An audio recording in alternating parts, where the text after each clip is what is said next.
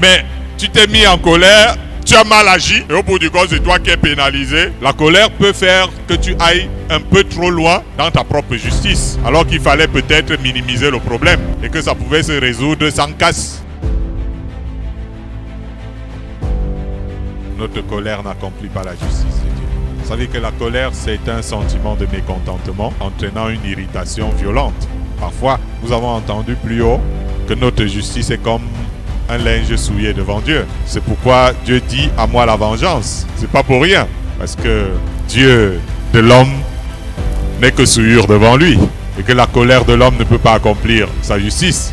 Alors il dit à moi la vengeance. Parce que moi je connais les tenants et les aboutissants. Je connais les profondeurs. Il faut avoir la maîtrise de soi. Mais si on se met en colère, il ne faut pas laisser le soleil se coucher sur notre colère. C'est aussi pourquoi on dit que la nuit porte conseil. La colère n'est donc pas bonne conseillère et nous fait produire des erreurs qui peuvent nous rebondir sur le visage. Chers frères et sœurs, tu avais alors sans doute raison. Mais tu as mal agi.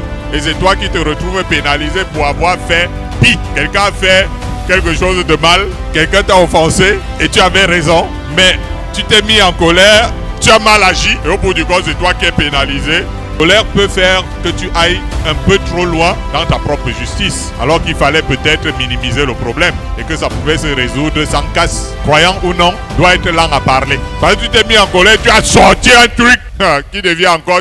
Maintenant, oui, c'est peut-être la personne a fait. Maintenant, alors c'est toi qu'on se tourne. Ce que tu as dit, ce qui est sorti de ta bouche là. Lent à agir. L'acte que tu as posé. Jésus dit que même par tes paroles, tu peux être condamné. Ne parle pas du gars calme qui ne réagit pas là, il va aller donner un coup par derrière. C'est pas de ça que je suis en train de parler. Il y a plein de gars qui ont l'air calme. Mais en fait, le calme là, il est gonflé dedans. Mais il a l'air calme. Il veut aller par derrière donner un coup que gars, peut-être même c'est un gourdin sur la tête et le cadavre va tomber. Tu dis que mais, alors qu'il ne s'est même pas mis en colère, on savait que lui l'a laissé. Mais lorsque nous parlons du calme là, c'est qu'il faut éviter de se faire justice. Il faut éviter de se faire justice. Même la justice populaire est condamnable. C'est dans le calme que l'on saura accorder à une personne ce qu'elle demande et qu'il est juste qu'elle obtienne. Parce qu'on lui reconnaît un certain droit, on accueille sa plainte dans le but de trouver une solution. Vous savez, les plaintes, c'est pas fait pour que gars, qui a fait ça? Viens ici. Non. Parfois, la plainte, c'est qu'on l'accueille, on écoute. Une solution. Celui qui a subi, qu'est-ce qu'il veut? Qu'on rentre, ça devient les trucs des enfants. Viens voir papa pour qu'il donne aussi le coup à même coup. Alors il disait, donne lui aussi. Non. Quand quelqu'un porte la plainte, on écoute, on cherche une solution. Parfois, c'est comme ça avec Dieu. Tu viens, Seigneur, tel m'avait fait du mal, tel m'a fait ceci, etc.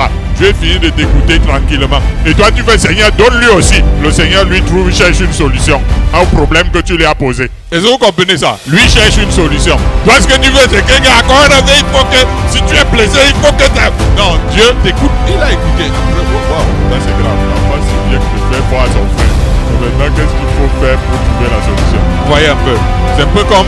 Maintenant, si toi, tu es parent, tu dis, bon, si un enfant a poussé l'eau, il est tombé, il s'est écorché.